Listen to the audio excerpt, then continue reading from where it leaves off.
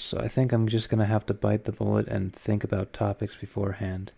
I really don't want to do that, but that seems to be the only way to keep these interesting. Or the only way to keep these so like there's going to be a different thumbnail and a different title to each of them. And it's not going to be, this podcast sucks and I hate talking about this shit. So anyways, today I'm going to talk about my experience going to a little place in San Francisco called Chinatown. Chinatown is I don't know. I'm just going to talk about my life going to Chinatown because Chinatown is an interesting experience to talk about. The first time that you go to Chinatown, it is the most amazing thing ever. But subsequently, every single time after, like you see like these cobbled brick roads, you eat like bizarre food. You see like these places where you can get anime DVDs, like that are that are illegal or stuff like that. You see like all these Chinese instruments in stores. You look at these statues and stuff, and you look at I don't know, all of the architecture that looks cool. All these Chinese shops that are not up to fire code. Like if there was a fire, no one would be able to get out. These things are overstuffed with overstuffed with toys and overstuffed with clothing, overstuffed with everything, and you just, like it's a very rich and interesting experience. But every single subsequent time you go to Chinatown, that experience dies down. It slowly dies in you because you've seen everything already, and you already know that there's not much beyond what you can see, right? And you eventually keep on going to the same stores and see these same items over and over again because there's always going to be that little cat thing that has that moves the hand constantly. There's always going to be the store with the instruments. There's always going to be those paper things that poke, you flick it forward and then it extends the paper. There's always going to be those drums that you do that thing. My brother called those. Okay, I have need to describe what I'm talking about. It's a drum with strings on either side, and on the end of those strings there's these little balls. So if you like spin it back and forth, those balls will hit the drum beat, and you'll hear like a da da da da da da. And my brother always called that what was it? My brother always called that like the Japanese punchline. You know how like you tell like a joke and then like da da da da da. I don't know. It was funnier when he told it. He's a funny guy. But anyways, yeah. I mean, the first few times you go to Chinatown, it's interesting and pretty fun, and there's all kinds of new things that you haven't seen before. But every subsequent time it becomes boring, It becomes slightly more boring and slightly more mundane. You go to the places that you like I always like going to the sushi boats, which I don't even know, like sushi isn't even a Chinese thing, really. It's a Japanese thing. But there is this restaurant you can go to where you sit down and there are these boats that have sushi floating on them. And you grab the sushi, you grab like the plate of sushi and you eat it. And then eventually you pay for the stuff that you ate afterwards. It's a very fun experience. I love doing that. It's really expensive, though. But sushi is always expensive. Sushi has always been expensive, so there's no problem. I don't have a problem with spending money on sushi. Sushi is delicious. But, what was I going to say? The reason I am now kind of bored by Chinatown is because my cousin, almost every year religiously takes me and my brothers or me and my sisters or some group of like me and some other people to Chinatown. Like we actually used to live in Sacramento, so we would just drive down the freeway for like 2 hours until we reached San Francisco. And then in San Francisco, we'd go to Chinatown. We'd spend like half the day in Chinatown. Then we'd drive down to the pier, whatever that pier is that has all the fun stuff, the merry-go-round. I don't remember what it's called. We go to the pier and then we go down, just hang out there and look at stuff. Always go to the same stores. Look at the puppet store. Look at the other stores. I can't think of anything. Go to the arcade for a second, and then that's the end of the day, and we go home. But yeah, I don't know what else to say about Chinatown. I guess there was this funny joke that I came up with in Chinatown.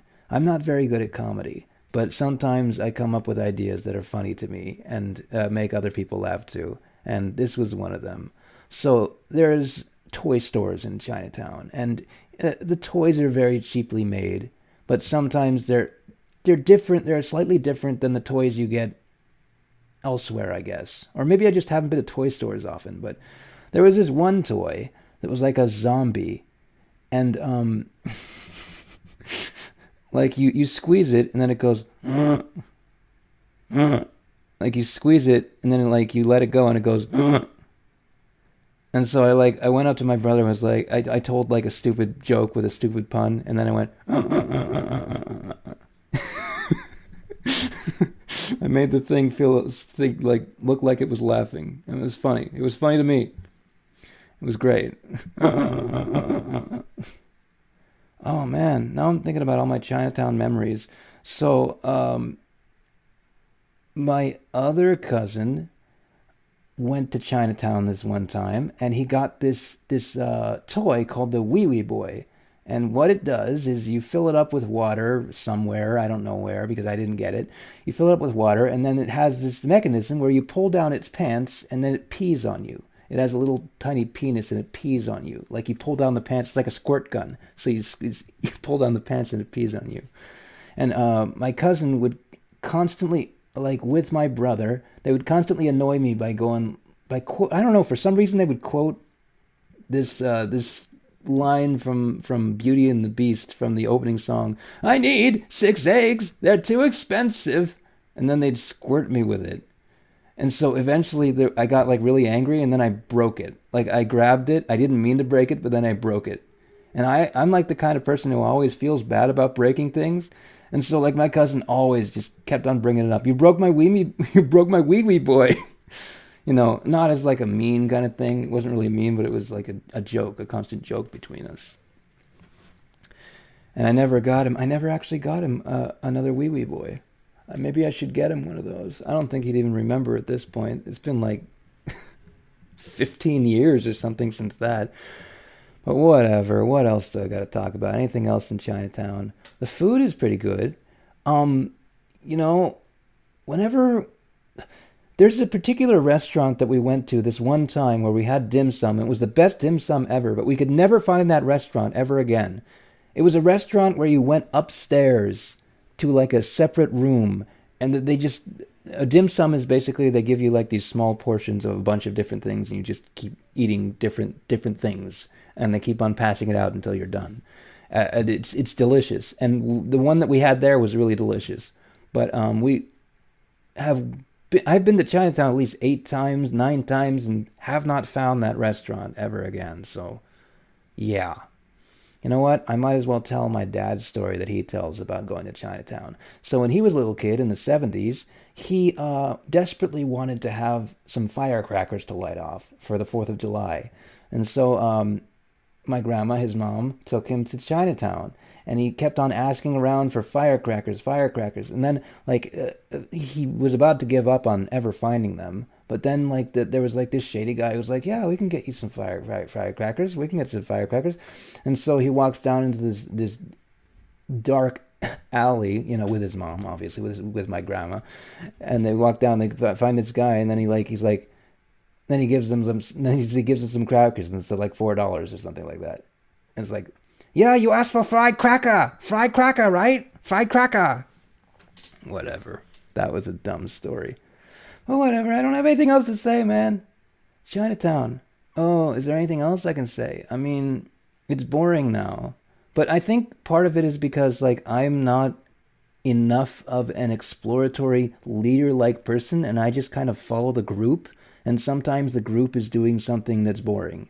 And so I don't ever go off on I bet if I went off on my own to Chinatown and just did what I wanted to do, which I don't even know what I would want to do, but if it went into the stores that I would want to go into and looked for unique places to, experience Chinatown, I'd probably have a fun time. But usually we just walk down that one street, I think it's like Sacramento Boulevard or something like that, and go down the shops on one end, and then go to the other side of the street, go down the shops on the other end, then we go get something to eat, then we just drive over to the pier, the dock, was it Pier 41, I think it's called? And then, Pier 41, there's always, religiously, there's this guy who is doing these stupid paintings with spray paint. And it looks cool at first. The first time you see this guy like make this cool drawing of the the Golden Gate Bridge with a spray painting, it's really cool because he's using these unique techniques. He's like spraying it in specific ways. He has like this circular piece of paper he uses to make the moon. He puts a can down to make it look like a planet. Whatever. He does all this creative stuff. But, that's only interesting the first time. Like, you see him do it again, it's like he keeps on drawing the same picture. And, like, I think the thing is, like, next to him you see all these cool drawings, like these actual art pieces. Like, there's, like, actual drawings of characters. Like, there's one of Popeye, or there's one of, like, anime characters or something. There's like all these cool drawings. And you assume that maybe he's doing these things live. He's doing all these really cool drawings live. But no, he's just doing that same stupid one of the Golden Gate Bridge where like first he draws like outer space, then he makes a planet, then he draws like the Golden Gate Bridge by using like this scraper thing, and he draws the lines and it looks like the Golden Gate Bridge and it looks pretty cool. And then he shows it to the people and they all applaud because it's the first time they've ever seen it, and then it's boring. So that's my experience with Chinatown, and that's my experience with San Francisco. I would probably have a better experience if I, went there alone, or if I went there with a different group of people. But that's my experience. I guess this is the end. 11 minutes and 23 seconds. Have a good time. Have a good life. Go to Chinatown once. Maybe twice. But not 80 times. Not 70 times, all right? See you next time.